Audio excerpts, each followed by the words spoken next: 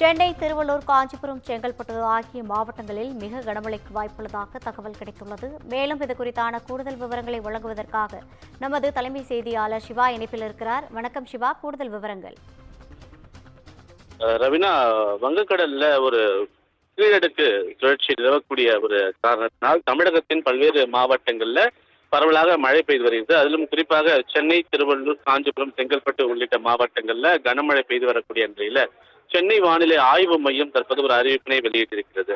அந்த அறிவிப்புல திருவள்ளூர், சென்னை, காஞ்சிபுரம், செங்கல்பட்டு ஆகிய இந்த 4 மாவட்டங்கள்ல 2:30 மணி வரை மிக கனமழை பெய்வதற்கான ஆரஞ்சு அலர்ட் எச்சரிக்கையை சென்னை வானிலை ஆய்வு மையம் விடுத்திருக்கிறது.